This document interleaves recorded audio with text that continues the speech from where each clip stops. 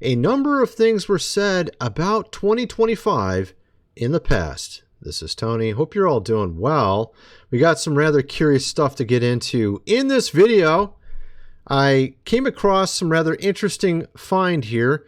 I've shown a little bit of this before. You remember back about 6 months ago, we had those, of course, drones and things of that nature flying around, and everybody was talking about it back then, right? What was really interesting about this is that we had another conversation come up recently this month, where apparently in this interview, they were told that there was a event that, of course, was going to be happening this year, very soon. And apparently those in the GOV knew all about it, but because of things they had signed, and because, of course, national, security, they're not able to disclose anything about it. And, of course, some people were wondering what it was referring to that was supposed to happen this year. And actually, it's not just them saying it. We have people that call themselves prophets that have been saying that exact same thing about this year. We have Kim, of course, Clement, and others. And what's rather amazing is even movies telling us about this. All right? We also had a number of interviews from the late 1990s talking about something is going to happen, of course, in 2025. You had someone who worked in Area, of course, 51. This man here talking about something we were going to find out about happening. And of course, it had something to do with aliens and things of that nature. Now, what's rather interesting about this is there's actually a lot of things that talk about this. We had writings from 100 years ago talking about this as well. This year, that it would happen, that they would be living, of course, among us, things of this nature. And what we're going to do in this video is talk about what they really are and how this comes back to the cataclysms, the cyclic nature of our world. We had Timothy Alberino talk about things like this recently. Actually, I think it was a little bit, maybe a month or two ago, on the Deep End podcast. And I'm going to tie all this stuff together. We have, of course, also Alice, Bailey, talking about this as well back a long time ago. And we're going to get into all this and much more as we get into this video. So it's rather curious what we're seeing going on around us right now. Obviously, it seems like they're always trying to do something, right? And now we're starting to see it come to a head. We have volcanoes going off left and right. We have all these things culminating in this year. Timothy Alberino has been talking about how this year is a year of the final cycle where we could see cataclysm. I've been talking about this as well. I said we exited the Red Dragon's age at the end of last year. We are now in the White Dragon's age. It's a completely different approach to the whole cyclic nature of our reality, but I found that through the book of Esther. His research is through the book of Jubilees, but it comes to the exact same conclusion. And interestingly, of course, these occultists as well were saying the same thing. And of course, our GOV knows all about this. And they want to sort of make it go the way they want it to go. But according to those prophets out there, it's not going to go the way they want it to go. And it's actually going to go a good direction. That it's going to be a great, of course, new age. And it's not going to be what they wanted. Because what they wanted was the days of Noah. That's what they wanted. They wanted them living among us. All right. So, like I said, we're going to get into all this. I had my researcher do a lot of research on this, and I kind of went through and redid this document he made sort of the way I wanted it to be. And I'm going to kind of go through all this stuff as we get into it. Prophet, of course, Kim Clement. Satan wanted to repeat what he did with the evil titans that we saw, of course, in Genesis, the pagan ancient world, which, of course, they called it the Golden Age back then, by the way, which, of course, it wasn't.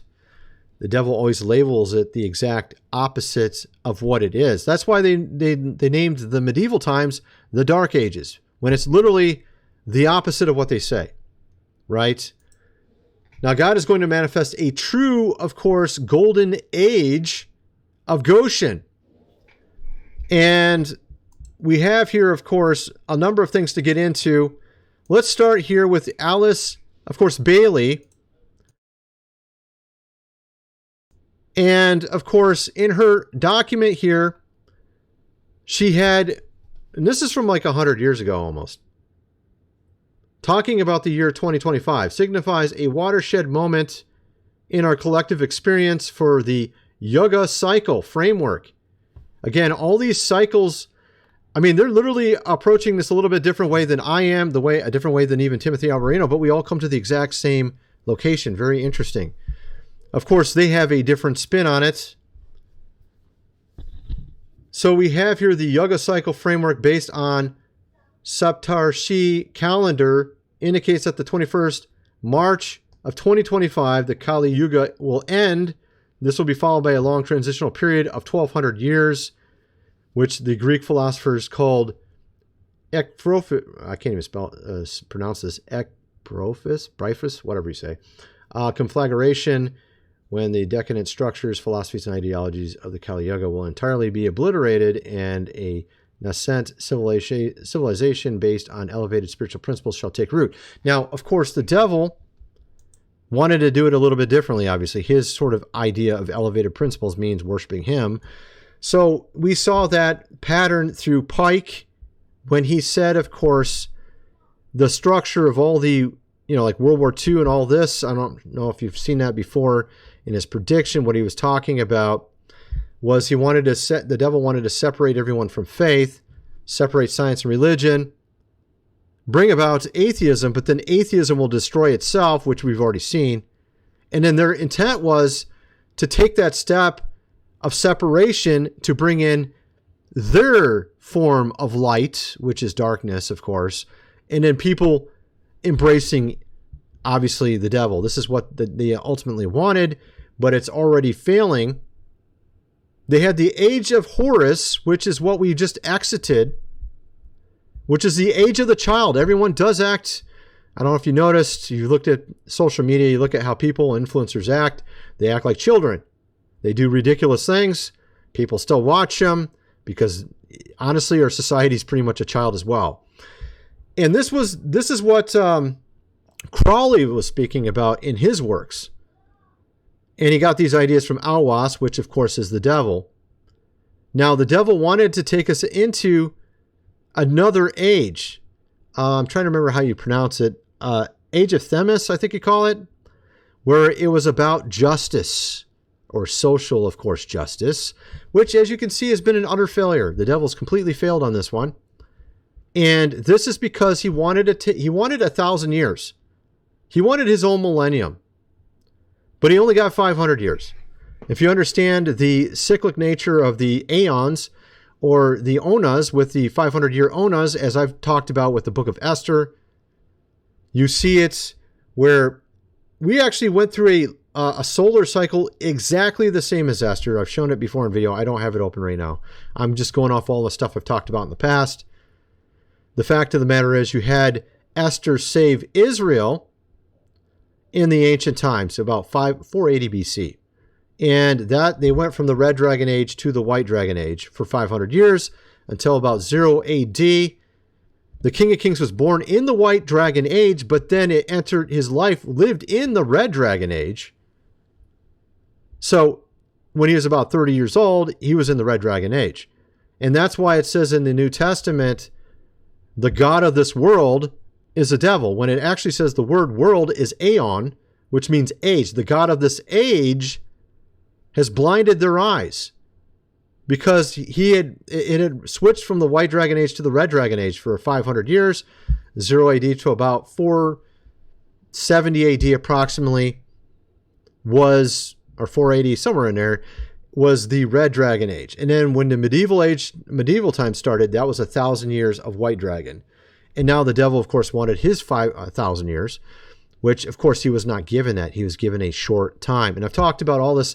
I mean, honestly, go check out my video. Let's see here. Let me show you the one I'm talking about.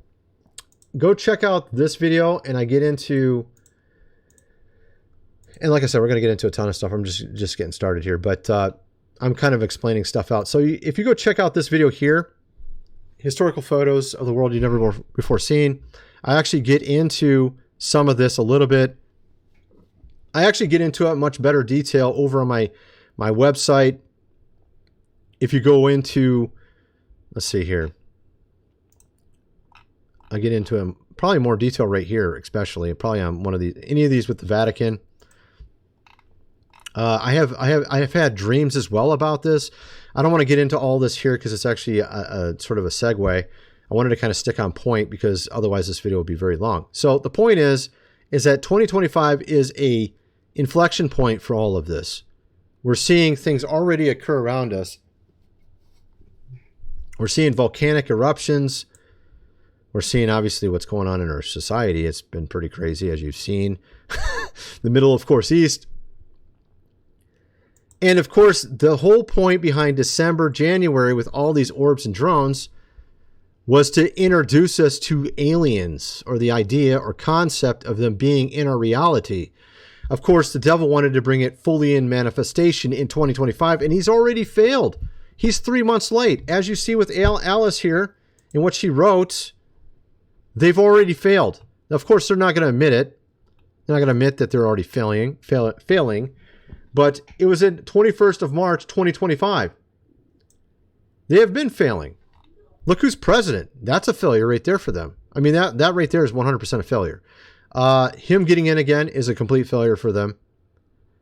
Matter of fact, him getting in the first time was a complete failure for them. So their plans have been denied by the true God in heaven. And of course, now we're seeing this, and what did our GOV do? They built, of course, things, underground. We're going to get into that. Let me play this clip from Sean Ryan show of Timothy Alberino talking about this. Check this out. It's a very sophisticated, complex system of tunnels.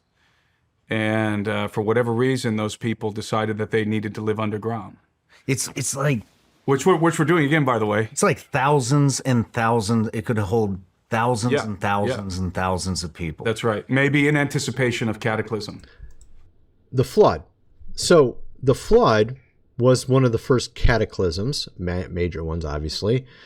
Every major culture in the world has a story about it. I'm going to play something from Gary Wayne in a minute here about that. If you look at the Book of Giants and other books, it talks about them preparing because they know it was coming underground. In other ways, they were trying to prepare as well for this cataclysm. We're talking about the giants. And of course, interestingly, allegedly, some of these, aliens, of course, live apparently underground. Kind of strange, seems very similar, right? And of course, our GOV has been building these things for themselves for years and years now with our tax dollars, not for you and I, but for them. So it's kind of interesting. We're seeing the same pattern. We're seeing them also trying to resurrect the woolly mammoth, when in reality, if you look into it scientifically, it is not the woolly mammoth. And I was going to do a video about this, but I might as well just talk about it here.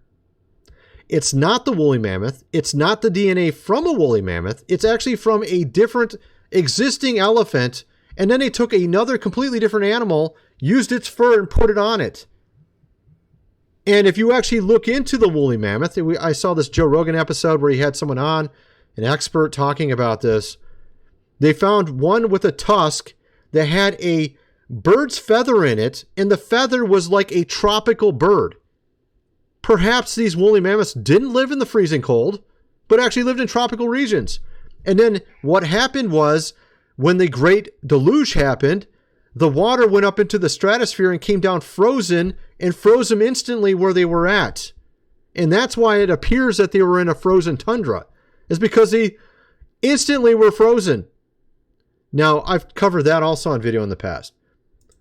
So this is kind of how I look at these things. You have also, like I said, we've seen recently with all these sightings in particularly New Jersey back 6 months ago. I covered it in detail back then. We're still seeing them today as well. You have, of course, science fiction, which I'm obviously a fan of myself. I used to watch all the Star Trek, Star Wars. You know, I watch Andor right now. You got this show called Andor, which, of course, has been doing quite well of recent. The storyline's gotten much better. You see, all these type of sci-fi shows are very popular. People get into them. It sort of reinforces what they tell us, of course, about our reality.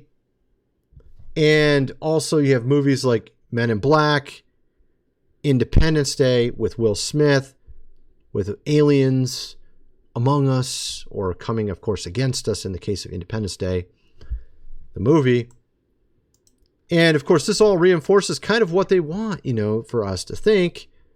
Recently, you had Mark Hamill from Luke, who played Luke Skywalker in Star Wars, the original Star Wars, on The View, talking about Star Wars, obviously, and other things, as you can see there on the screen. Our president, and it's like they're stars, and they reinforce, of course, how we're supposed to be seeing things. Interestingly, there's another movie called They Live, which I saw this over on End Times Productions. I thought this is interesting.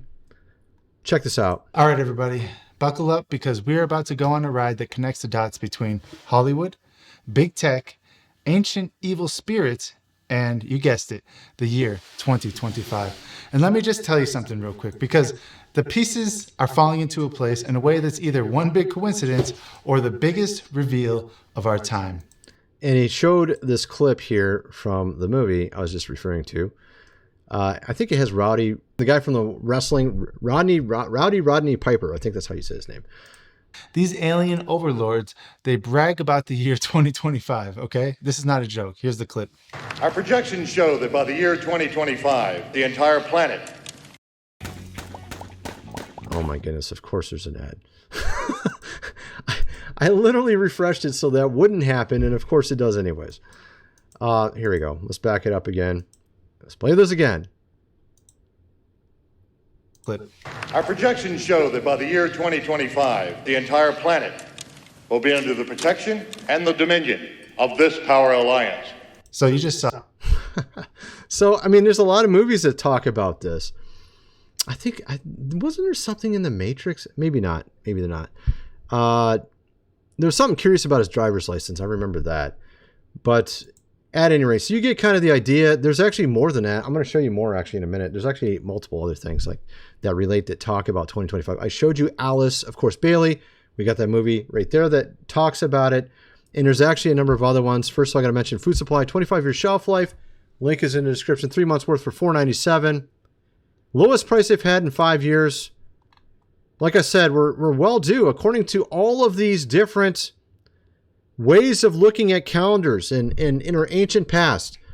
Whether you're talking about the 500-year Ona, which I got from the Book of Esther, and it also ties in with King Arthur and his dream, or if you go from the Book of Jubilees, or if you go from these weird sources that like Bailey used.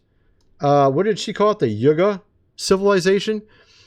And there's actually other ones. They all seemingly point to this year. So it's wise to be prepared for whatever that might be. Like is in the description, this book here, The Lost Way, so your great-great-grandfather lived without electricity, how to build a cellar, do things around the house, as they did in the good old days. Hundreds of pages illustrated. You're going to definitely need that book before something goes out. You know, hundreds of pages illustrated. Everything you would need to know if you have like 2 weeks with no power. Get the printed version, $37. Link is in the description. Also, I have a lot of deep dives over on my website, GR Videos. I have a dream. I had a dream almost 2 years ago now, I think, at this point. Let's see if I can find it here. Man, it was a while ago. And this, I only put like one video a month in this area. This is the free section. The membership section is more like 12 a month. So here's one of them right here.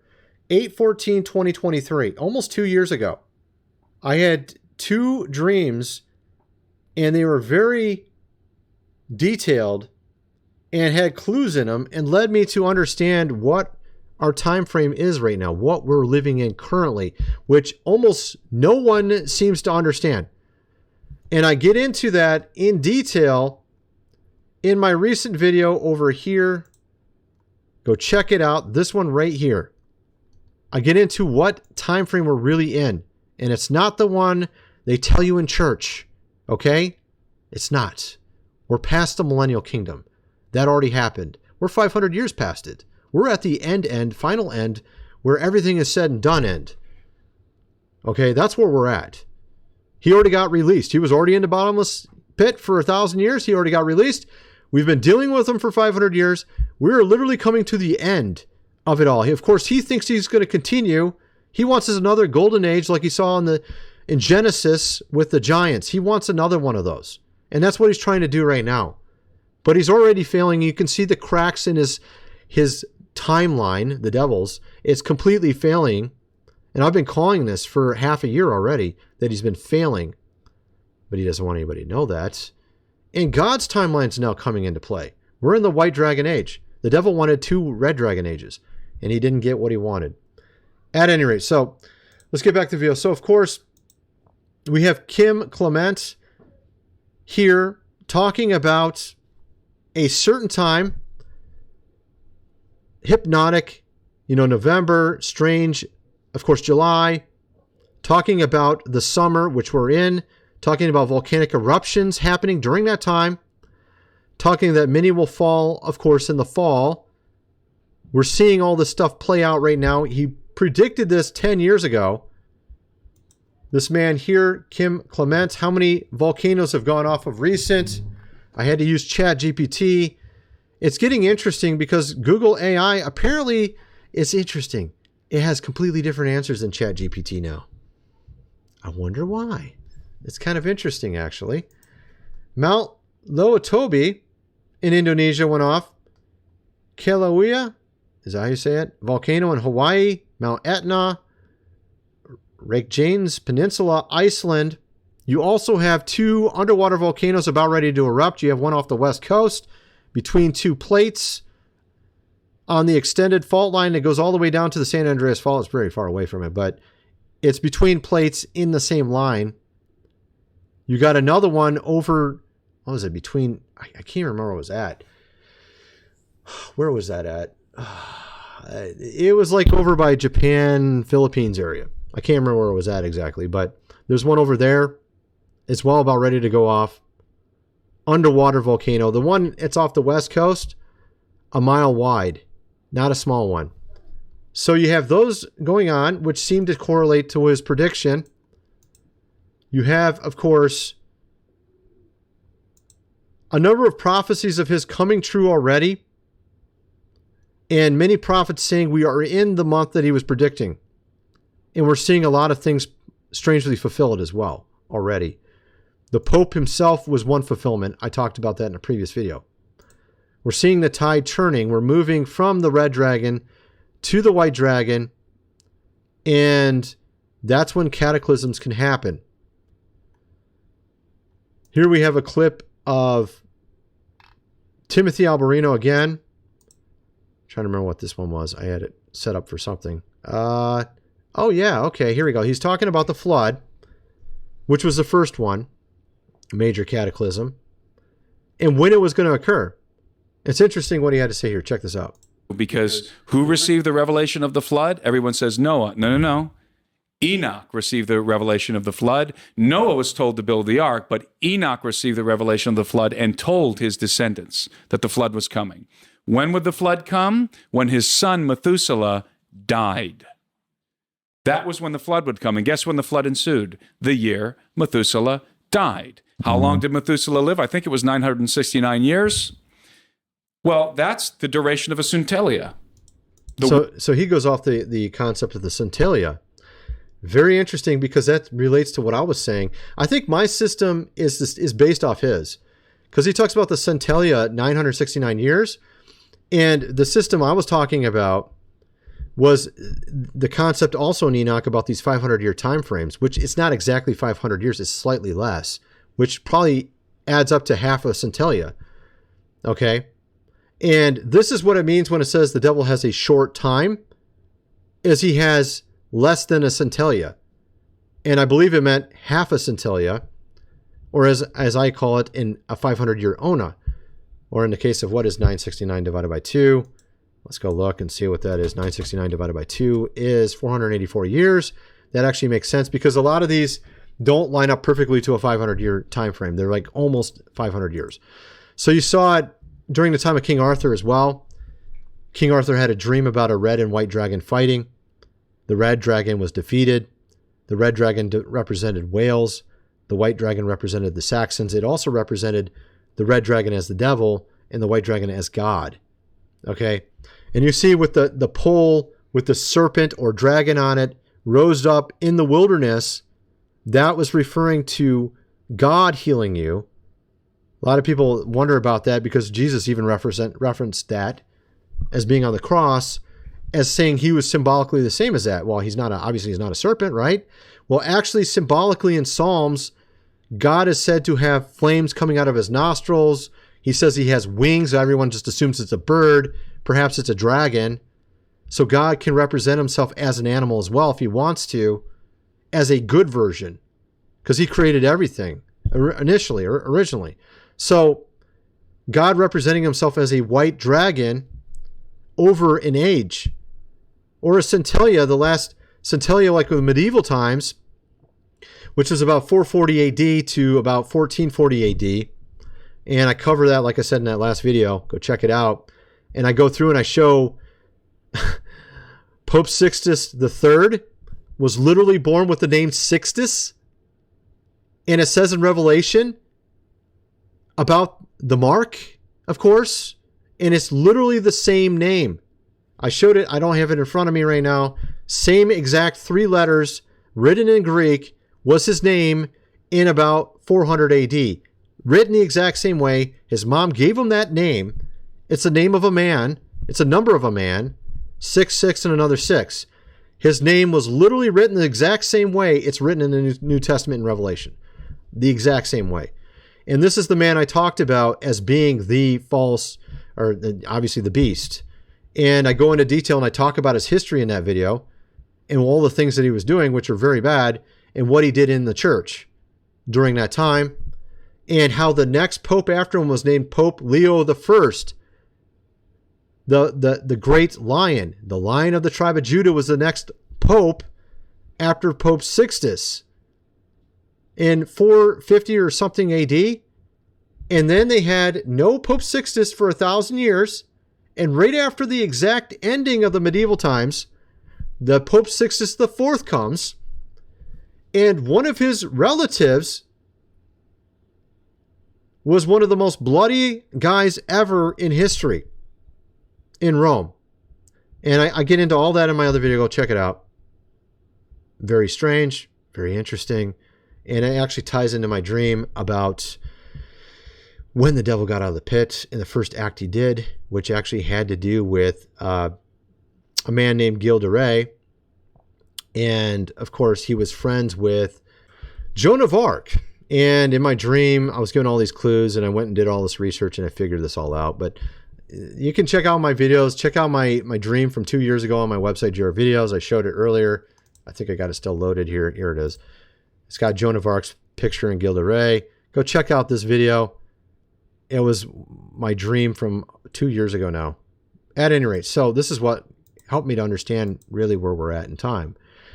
At any rate, so getting on to some of this other stuff, we have Kim, of course, Clement, talking about these eruptions. Strange, of course, July, that's coming. Hypnotic, November. We got some interesting stuff happening in the next so many months.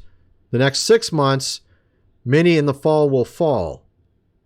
Talking not good people, of course. And that's why you're seeing in the church also a lot of people falling, is because God's pruning out the bad to replace them with the good. You have here, of course, Gilgamesh, who's the main enemy even prophetically, I'm trying to remember where it's at. Is it Habakkuk? I can't even remember. Where it shows Jesus pitted against Gilgamesh. Our hero versus their hero. And it's in one of the prophecies. I think it's about Bethlehem where he was born or something. I can't remember. I don't got it in front of me. I think it's chapter 3. I'm sorry. Bad memory. But I've talked about it before on video. And some wonder why Gilgamesh's name is mentioned more than once. And here we have Gary Wayne explaining why. Check this out. So in the Epic of Gilgamesh, you have these giants. And Gilgamesh, just for the record, is the offspring of the goddess Nin, a bull god, fertility goddess, and King Lugubanda of Uruk, 6th generation after the flood. Oh my goodness, of course, an ad. By the way, that video has tons of ads. Okay, let's just get back to it. So he's created after the flood, which we would understand in Christianity as the second incursion, based on a polytheist story. That's how we would label it. And so Enkidu is created the same way, but within that narrative, you have the flood story of Utnapishtim and Ziusudra, and known by other names and other accounts and other transliterated languages of the flood. Noah. And he is the archetypical Nephilim, and all of his family is Nephilim. So they switch Noah into a Nephilim in some of these other cultures. Like he's the architect, like you said, Nephilim. And we know that because it says both about Enkidu and Gilgamesh, but Utnapishtim and all of his family, they are 2/3 God and 1/3 human, and they're created by the gods. It's the same story. And he talks about how after the flood also, various beings or giants would take the name Gilgamesh, because it's like they're saying that they're the new version or the new iteration or new reincarnation of this perfect being that was, their essential hero of old, right? And actually, I got a lot more to get into, but I'm going to have to get into it over my other channel. I got some more stuff from Gary Wayne here. I'm going to get into more content also. I wanted to mention that we are seeing a lot of interesting stuff going on around us. And if you are interested in seeing more about what I'm talking about here, go check out my other channel, God Rules 2, to see the rest of this. I'm kind of wondering what some of you guys think. Let me know in the comment section below, and thanks for watching.